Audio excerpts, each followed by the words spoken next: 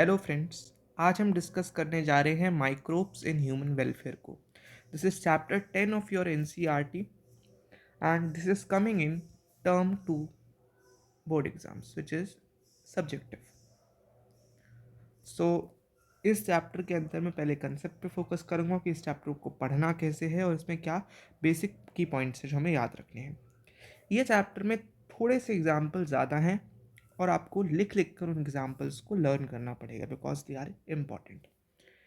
वैसे ये चैप्टर बहुत इजी है, स्कोरिंग चैप्टर है और इसकी वेटेज भी बोर्ड एग्ज़ाम में ज़्यादा है। सो हम इस चैप्टर को ईजिली लर्न कर सकते हैं, समझ सकते हैं। तो चलिए स्टार्ट करते हैं इस चैप्टर को।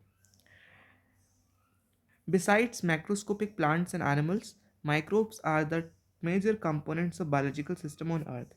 अब हमें लगता है कि हम ह्यूमंस की पॉपुलेशन जो है वो बहुत ज़्यादा है, बट ऐसा नहीं है। ह्यूमंस को देखें और हम उसके बाद माइक्रोब्स के ऊपर एक नज़र डालें तो हमें पता चलेगा कि माइक्रोब्स जो है वो ह्यूमन से कई ज़्यादा अमाउंट पे अर्थ के अंदर प्रेजेंट हैं।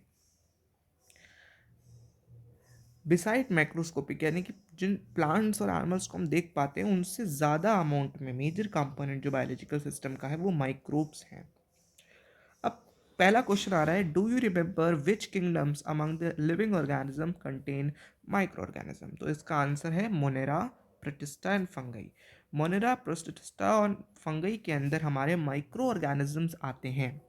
माइक्रो ऑर्गेनिज्म का बेसिकली मतलब क्या है कि हम उस पर्टिकुलर लिविंग ऑर्गेनिज्म को अपनी नेकेड आइज से नहीं देख सकते। We can not see with our naked eyes and we have to use a special equipment that is called as microscope. Okay, so that is called as microorganism. अब second question पूछ रहा है which are the ones that are only microscopic. तो only microscopic पे आप लिखेंगे यहाँ पर मोनेरा एंड प्रोटिस्टा। मोनेरा और प्रोटिस्टा एक ऐसे किंगडम्स हैं दोनों जो सिर्फ माइक्रोस्कोपिक ऑर्गेनिज्म से मिलकर बने हुए हैं। Microbes are present everywhere. अब सबसे पहले आपको ध्यान रखना है कि माइक्रोब्स जो है वो हर जगह प्रेजेंट है, यानी कि हम चाहे अपने आसपास देखें या एडवर्स से एडवर्स कंडीशंस के बारे में भी सोचें तो माइक्रोब्स वहाँ भी प्रेजेंट होते हैं। सॉइल में प्रेजेंट है, पानी में प्रेजेंट है, एयर में प्रेजेंट है, हमारी बॉडी के अंदर भी माइक्रोब्स प्रेजेंट हैं। But they are somewhat beneficial to us और maybe they are harmful for us, they are pathogenic for अस।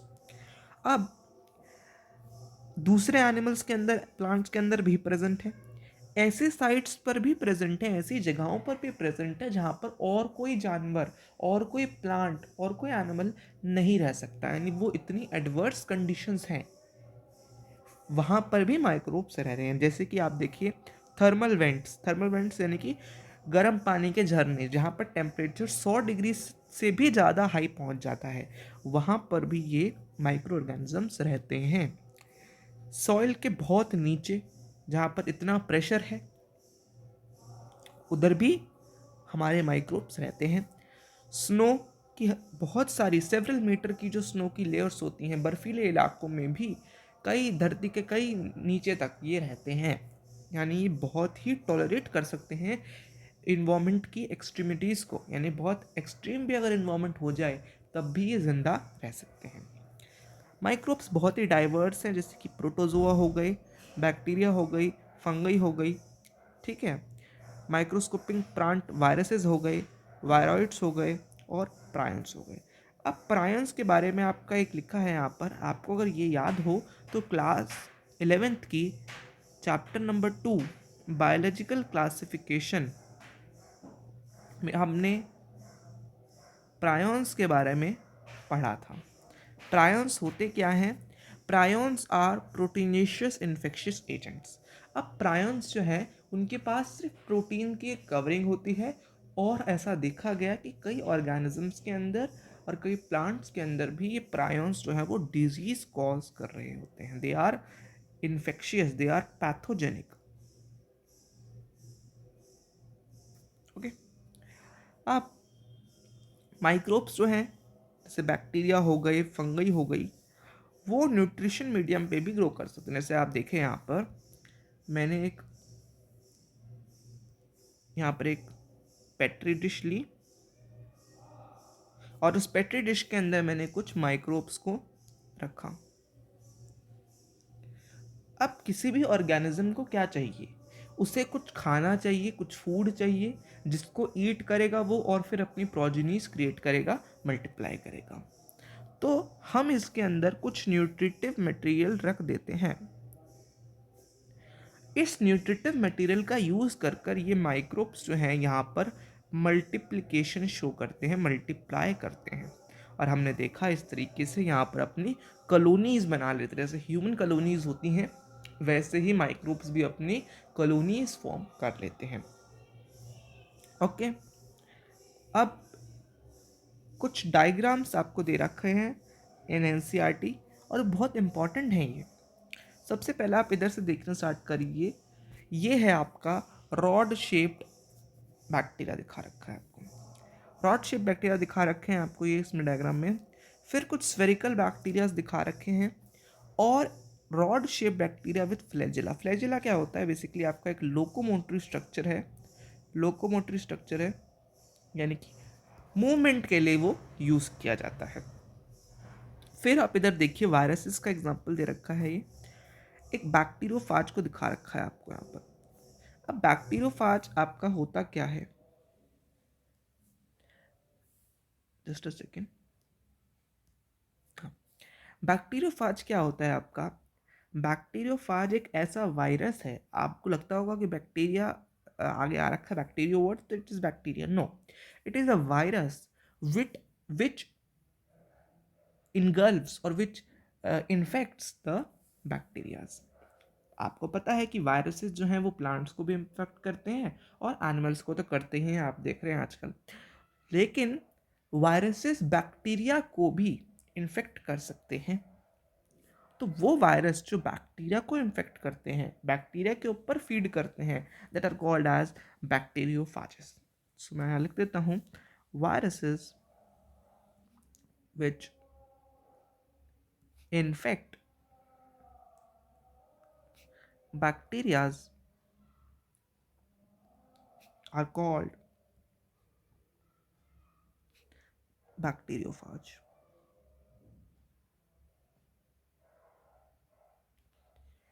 ये पर्टिकुलर डायग्राम भी आपने क्लास 11th की एनसीईआरटी के अंदर ही देखा था। ये इसका हेड रीजन, इसका कॉलर, इसकी टेल, प्लेट, पेन्स, प्रॉन्ग्स, सब इसके स्ट्रक्चर्स आपने क्लास 11th में पढ़े होंगे। इसका डायग्राम ड्रॉ करने के लिए आ सकता है तो आप इसको भी ध्यान रखें।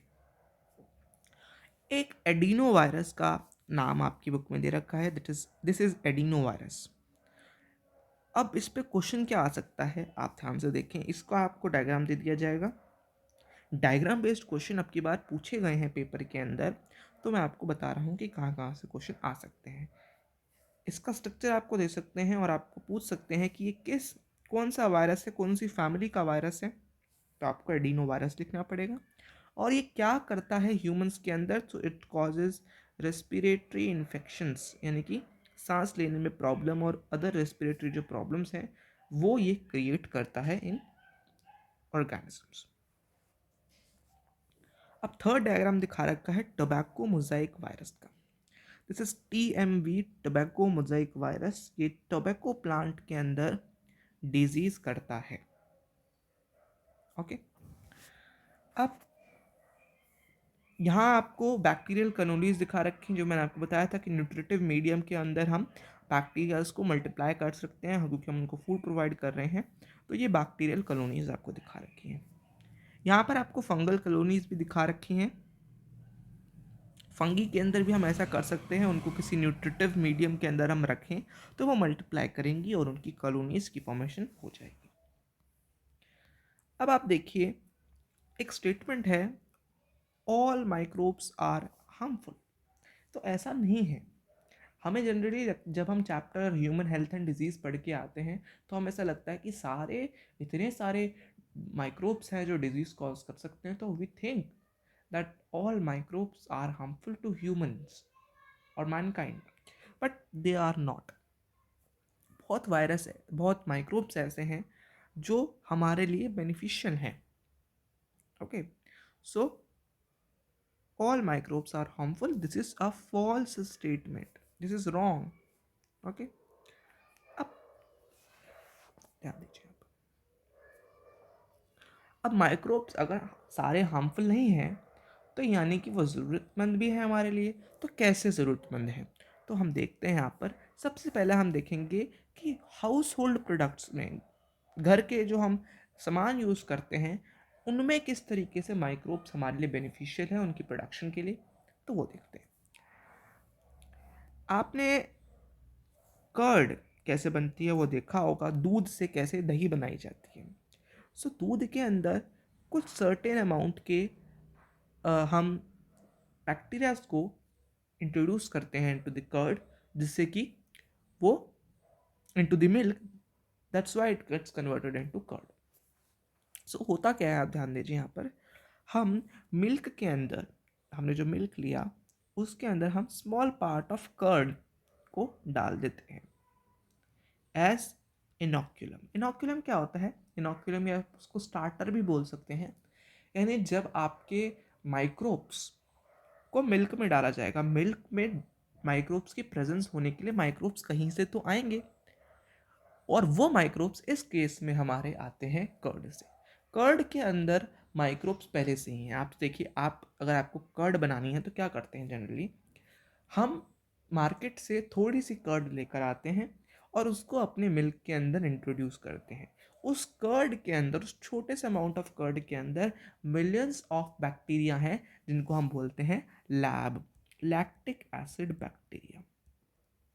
ये लैक्टिक एसिड बैक्टीरिया जब जो कर्ड के अंदर प्रेजेंट है, जो हमारे न्यू मिल्क के अंदर, फ्रेश मिल्क के अंदर जाएंगे, तो वहाँ पर ये मल्टीप्लिकेशन शो करते हैं।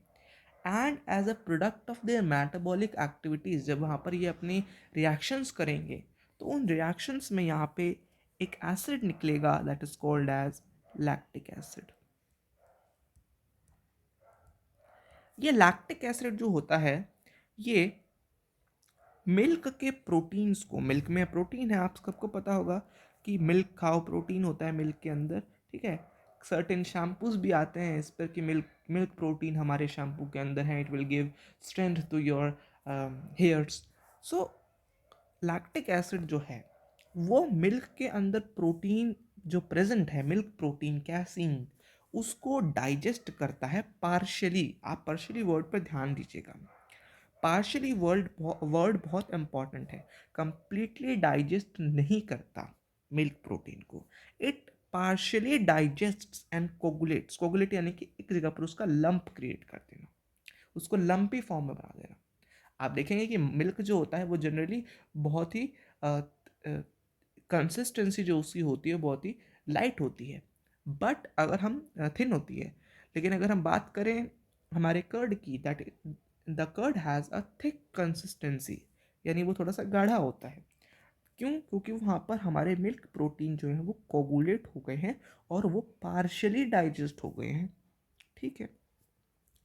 इसलिए आपने देखा होगा small part of curd added to fresh milk as inoculum. Inoculum और स्टार्टर जो होता है आपका, ये स्टार्टिंग मटेरियल, यानी कि आप जो स्टार्टिंग में थोड़ी सी कर्ड डालते हैं मिल्क के अंदर, उसको कहा जाता है।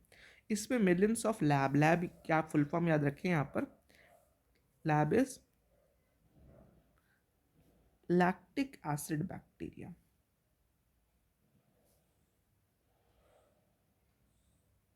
Okay, which at suitable temperature. अगर आप अपने मदर से पूछें कि कर्ड कैसे बनाई जाती है, तो आपको बताएंगे कि आप जब उसके अंदर थोड़ी सी कर्ड, दही डाल देते हैं मिल्क के अंदर, फ्रेश मिल्क के अंदर, तो आप उसको एक थोड़े से वार्म ह्यूमिड टेम्परेचर के अंदर रख देते हैं, जिससे कि वहाँ पर माइक्रोब्स की ग्रोथ जो है वो फास्ट हो जाए।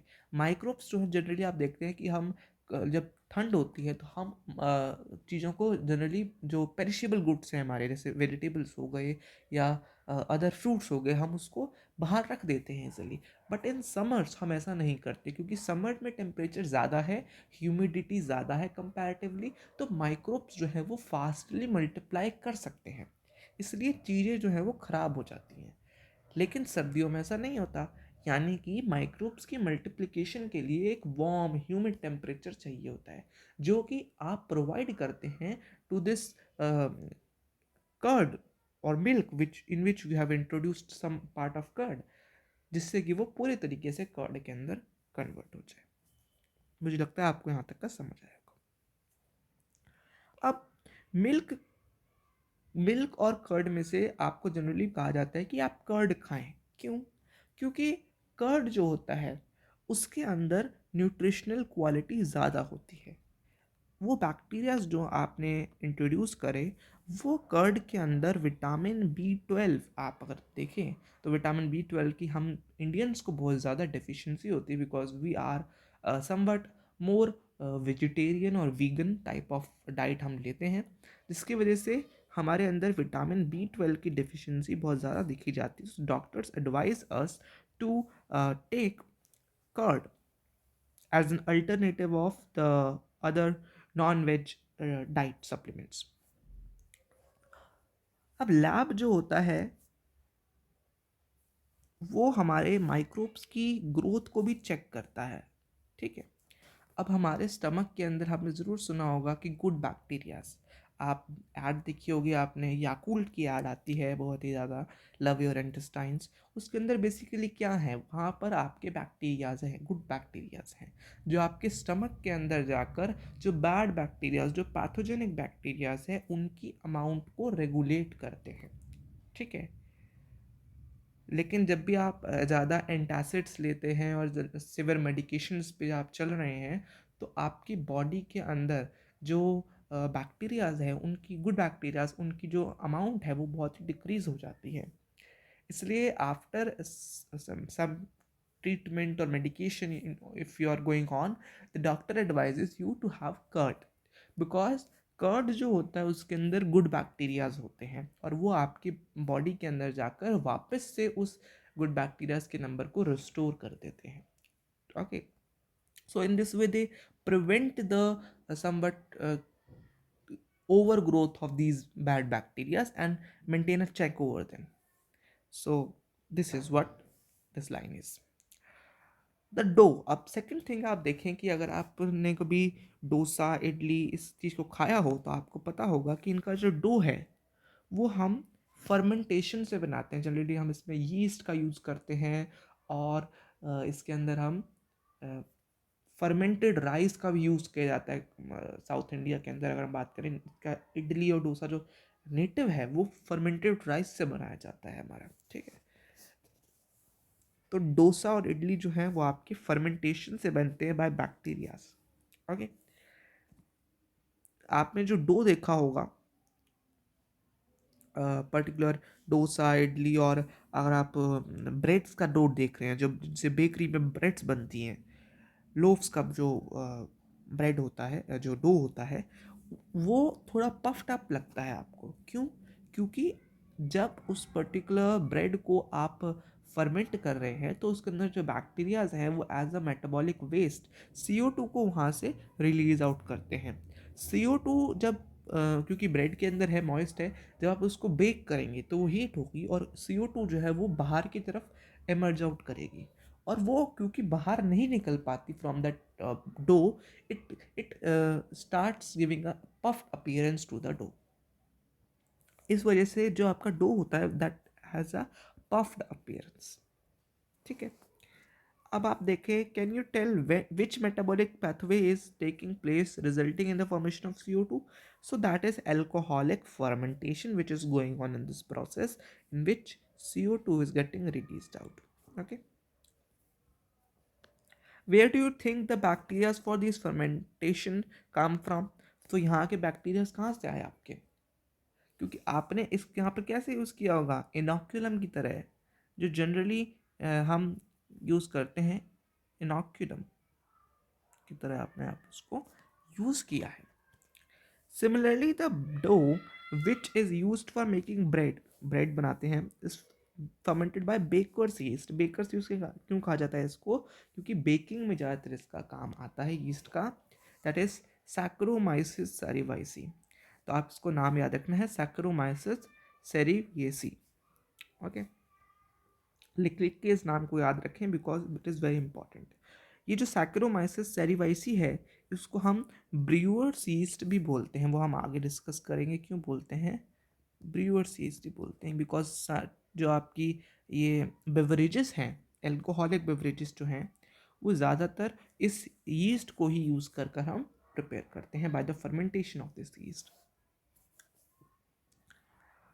A number of traditional drinks and food are also made by fermentation or by the microbes. Toddy, toddy का अगर आप एग्जांपल लें, टॉडी एक सदर्न इंडिया की एक ड्रिंक है, ट्रेडिशनल ड्रिंक है जो साउथ इंडिया में पी जाती है। That is prepared by the fermentation of SAP. SAP means जो आपका प्लांट अंदर का टिश्यू है उसका, उसकी फर्मेंटेशन से यहाँ पर टॉडी जो है वो ड्रिंक वो क्रिएट होती है। माइक्रोब्स का यूज़ हम फिश फर्मेंट करने के लिए भी, सोयाबीन के अंदर फॉर्मेशन के लिए भी, बैम्बू शूट्स से खाना बनाने के लिए भी हम यूज़ करते हैं। चीज़ की बात करें तो चीज़ जो है आपका ओल्डेस्ट फूड आइटम है जिसमें माइक्रोब्स यूज़ किए जाते थे। चीज़ आज से नहीं आपका आया, कई हज़ारों सालों से आपका चीज़ का यूज़ किया जा रहा है, ठीक है। और चीज़ का जो अलग अलग फ्लेवर है, जैसे हम मोज़रेला चीज़ की बात करें, स्विस चीज़ की बात करें, रेकफोर्ड चीज़ की बात करें, ठीक है, और अलग अलग चीज़ की आप अगर बात करें तो उनका जो एक पर्टिकुलर टेस्ट है वो क्यों है, क्योंकि आपने उसमें अलग अलग टाइप के माइक्रोब्स का यूज़ किया है। डिफरेंट डिफरेंट माइक्रोब्स का जब आप यूज़ करते हैं तो उससे उसका टेस्ट, उसका टेक्सचर, उसकी क्वालिटी में इम्पैक्ट आता है। आप एग्जाम्पल दे रखा है, the large holes in the Swiss cheese are due to production of large amount of CO2 by a bacterium named Propionibacteria shermani। अब Propionibacterium shermani जो है उसका यूज़ किया जाता है to make Swiss cheese. Swiss cheese आपने देखा होगा जनरली टॉम एंड जेरी के अंदर। टॉम एंड जेरी के अंदर जो जेरी का जो चीज़ होता है that has large holes in that. उतने होल्स एक्चुअली नहीं होते बट लेकिन हाँ होल होते हैं। उसी टाइप के चीज़ के अंदर बात हम कर रहे हैं। जो चेरी का चीज़ होता है that is actually Swiss cheese, और वो बनाया जाता है to excess production of CO2। बहुत ज़्यादा अमाउंट में CO2 जो है उस पर्टिकुलर चीज़ में से बाहर निकलती है, पॉप आउट करती है कि वो होल्स की फॉर्मेशन वहाँ पर कर देती है, और that is due to the bacterium propionibacterium shermanii. Roquefort cheese की बात करें तो रॉकफोर्ट चीज़ जो है वो भी एक स्पेशल टाइप की फंगस से हमें मिलता है। ओके,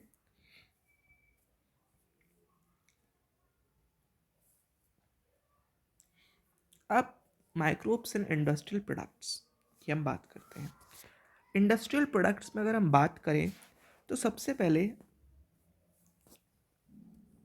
इंडस्ट्रीज़ में कैसे माइक्रोब्स का यूज़ किया जाता है to prepare, just a second, to prepare beverages and antibiotics.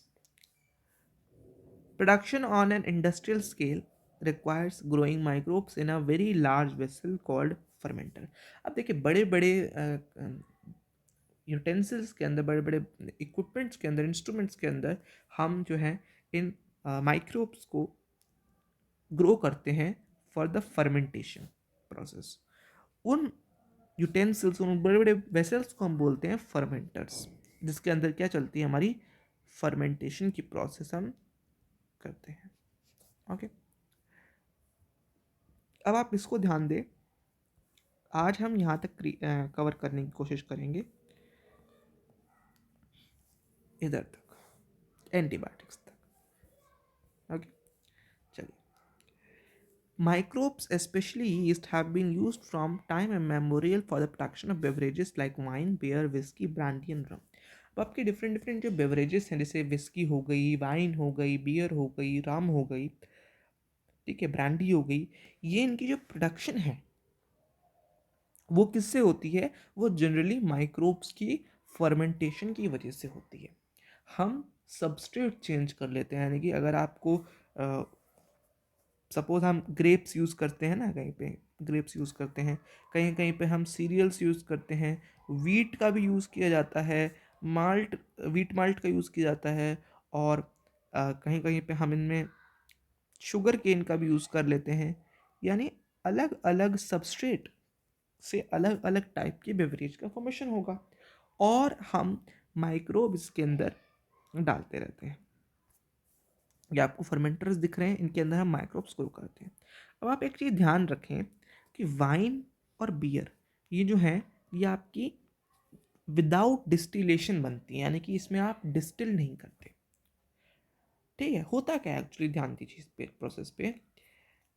आपका जो यीस्ट है, जब आप उसको किसी भी सबस्ट्रेट के अंदर डालते हैं और यीस्ट जो अपनी काम करना स्टार्ट करती है, तो जैसे ही अल्कोहल की कंसंट्रेशन 13% होती है, 13 या 13 से कम, 13 से ज़्यादा नहीं, 13 तक, तो यीस्ट जो है वो पॉइजन हो जाती है। यानी कि यीस्ट जो है, क्योंकि अल्कोहल में क्या है, एसिडिक कंटेंट है, कहीं ना कहीं एसिड है वो थोड़ा बहुत, तो जब 13% उसकी कंसंट्रेशन रीच होती है, तो अल्कोहल जो है दैट गेट उस अल्कोहल में जो यीस्ट प्रेजेंस है वो पॉइजन हो जाती है, वो मर जाती है।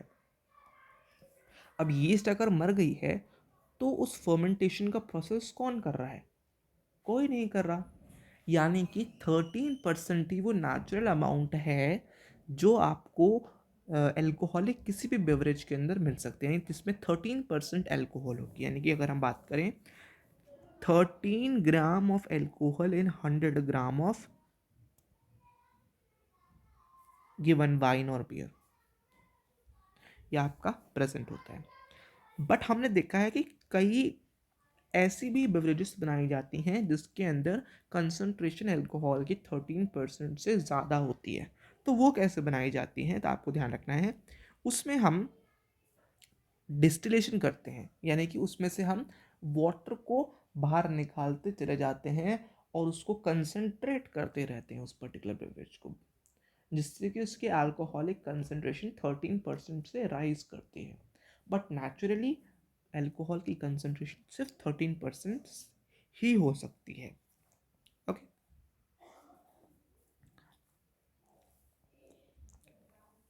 Saccharomyces cerevisiae, used for bread making and commonly called as brewer's yeast, is used for fermenting malted cereals and fruit juices. Malted cereals और फ्रूट जूसेस की फर्मेंटेशन जो आपको मैंने अभी बताई, जिससे कि आपकी ये ड्रिंक्स बनती हैं, उसके लिए हम ब्रूअर्स यीस्ट यानी कि वही सैक्रोमाइसिस सैरिवाइसी को यूज़ करते हैं। यहाँ पर भी मैंने आपके लिए यहाँ पर लिखा भी है कि सैक्रोमाइसिस सैरिवाइसी को हम बेकर्स यीस्ट और ब्रूअर्स यीस्ट भी कहते हैं, दोनों नाम इसके ही हैं।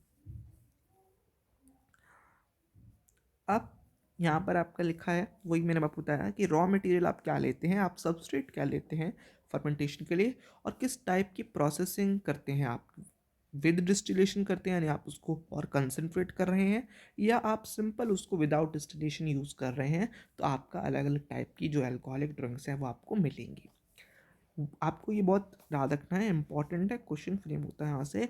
वाइन और बियर जो है वो आपकी विदाउट डिस्टिलेशन बनती हैं, वेराज विस्की, ब्रांडी, रम और आपकी ये सब जो ड्रिंक्स हैं, ये फ्रैक्शनल आपकी यहाँ पर डिस्टिलेशन करते हैं हम फर्मेंटेड ब्रॉथ की।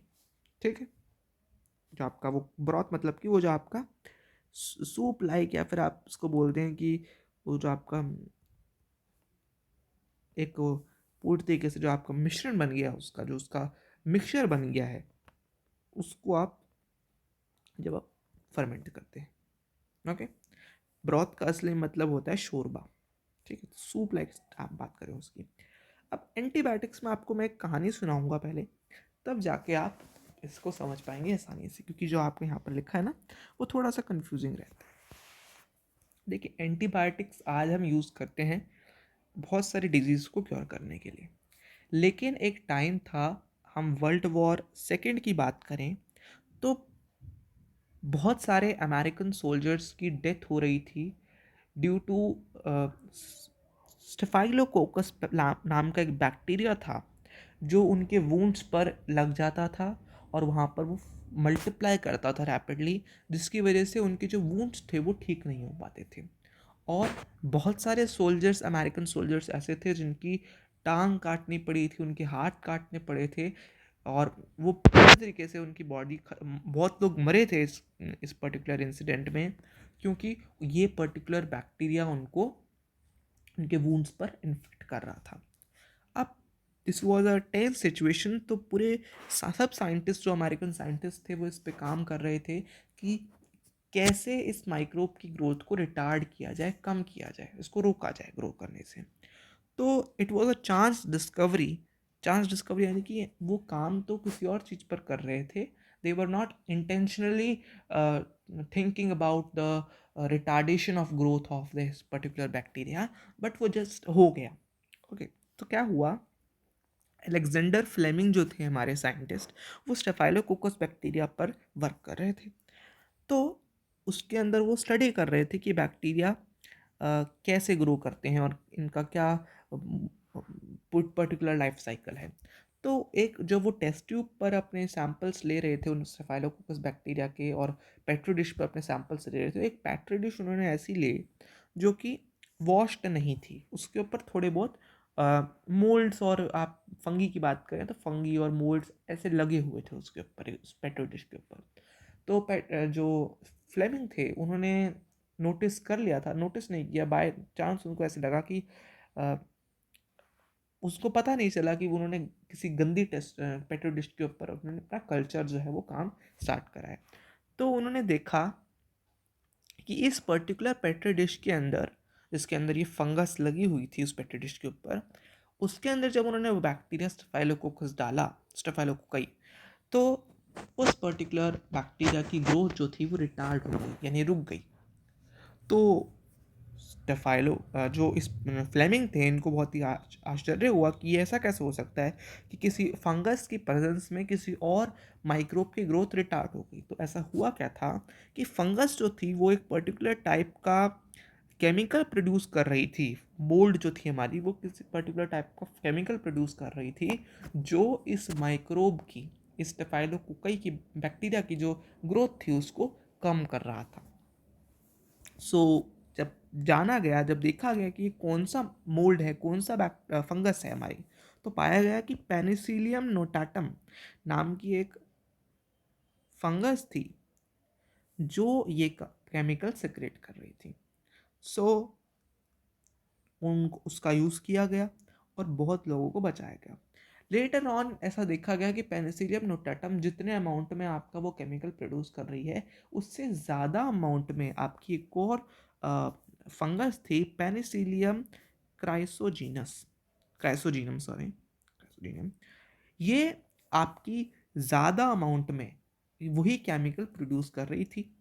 तो लेटर ऑन पेनिसिलियम क्राइसोजेनम को यूज़ किया गया इन इस पर्टिकुलर काम में। इस पर्टिकुलर काम के लिए, इस पर्टिकुलर रेवोल्यूशनरी वर्क के लिए, जिसकी मदद से थाउजेंड्स ऑफ लोगों की जान, मिलियंस ऑफ लोगों की जान बची, थाउजेंड्स एंड लैक्स ऑफ लोगों की जान बची, उसके लिए अर्नेस्ट चेन, हॉवर्ड फ्लोरी और हमारे फ्लेमिंग सर को नोबेल प्राइज़ दिया गया इन 1945। ये जो आपके चेन और फ्लोरी थे, इन्होंने ये पेनिसिलियम क्राइसोजीनम जो थी, पेनिसिलियम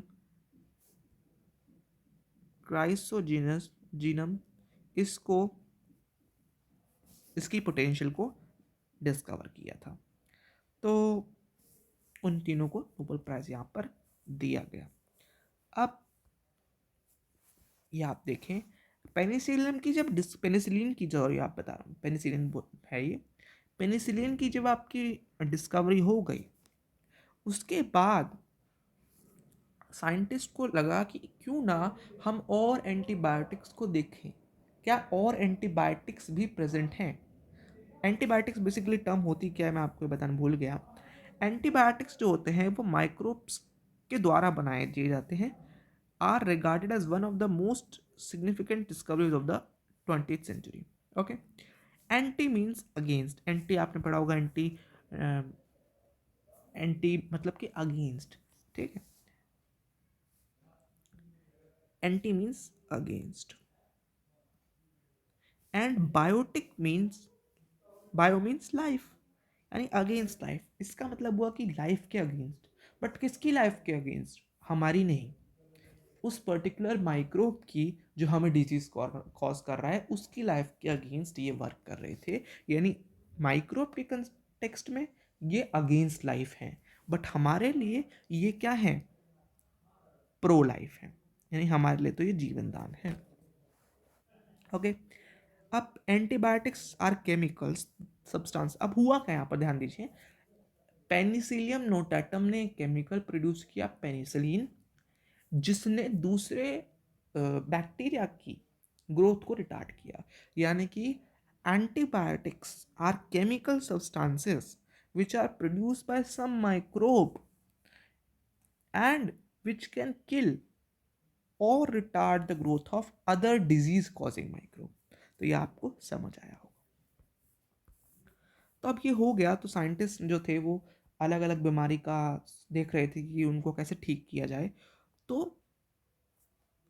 उसकी एंटीबायोटिक की खोज की मदद से कई जो डिजीजेस थी, जैसे प्लेग हो गई, प्लेग फैलती थी, मिलियंस ऑफ लोग, प्लेग फैली थी जो मिलियंस ऑफ लोग की डेथ हुई थी वर्ल्ड वाइड, तो ऐसी डिजीजेस को भी रोका गया। वूपिंग कफ जिसको काली खांसी कहा जाता है, ऐसे डिजीज को भी ख़त्म करने की कोशिश की गई। डिप्थीरिया यानी कि गलघोटू, गलघोटू जनरली बच्चों के अंदर होता है, जिसमें उनके जो माउथ है उसके बैक साइड पे एक मेम्ब्रेन, एक वाइट मेम्ब्रेन जो है वो बन जाती है, और उनका जो इंटायर माउथ है वो सूज जाता है और वो स्वेलो नहीं कर पाते, और जनरली बच्चों की इसकी वजह से डेथ हो जाती थी। ऐसी डिजीज को भी हमने ठीक किया। लेप्रोसी, लेप्रोसी यानी कि कुष्ठ रोग, कुष्ठ रोग को भी ठीक करने के लिए हमारे इन्हीं एंटीबायोटिक्स का हमने यूज़ किया। तो आज की क्लास में हम इतना ही डिस्कस करेंगे।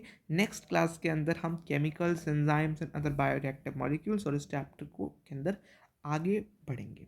सो अगर आपको ये कंसेप्ट जो है वो क्लियर हुआ हो, वीडियो अच्छी लगी हो, तो ज़रूर इसको लाइक करें, मेरे चैनल को सब्सक्राइब करें और नेक्स्ट वीडियो देखने ज़रूर है। Thank you.